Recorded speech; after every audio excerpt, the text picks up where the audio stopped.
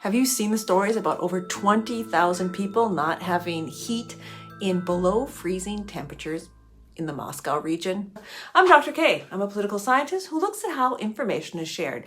And this story about heating is really a story about Russian society. In Russia, centralized heating is a holdover from Soviet times. This is also called district heating.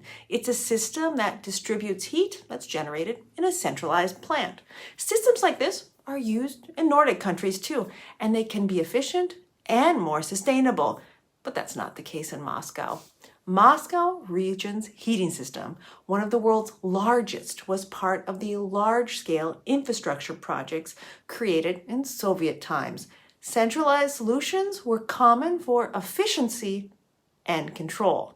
Basic utilities were and are in most cases still free or at a very low cost. But when the heat and hot water goes on, is decided by authorities. But at least the heat's taken care of, right? This mindset is called state paternalism or paternalistic socialism. It's like letting the government act like a parent figure. It's their job to take care of the people. And this mindset has been used to explain why Russians aren't protesting Russia's war in Ukraine. Studies show that many Russians see it as their duty to support their government. Wait, the Soviet system has been gone for over 30 years. Russians still don't think like this, do they? There is actually a lot of overlap, again, between Soviet times and Putin's Russia. Authoritarian governance, state control over the media, the Kremlin's foreign policy ambitions, and restrictions on civil liberties, just to name a few good examples. Analysts also say that the limited impact that the war in Ukraine has had on the day-to-day lives of most Russians can explain the high levels of support for the war among Russians.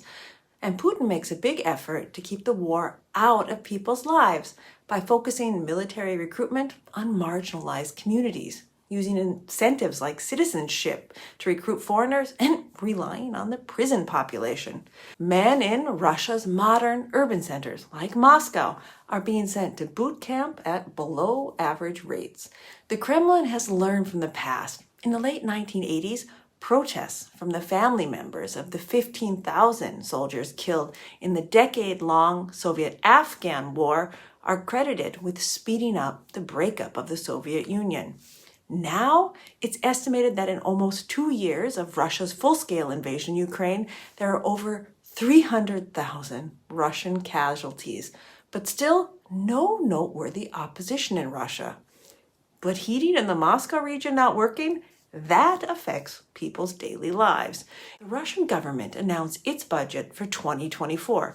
For the first time in modern history, the country is set to spend 6% of its gross domestic product on the military, and defense spending will exceed social expenditures, money that's not being used to update public utilities. And 20,000 residents are with no heat while Putin continues to spend billions on his war in Ukraine. In March, Putin is up for re-election.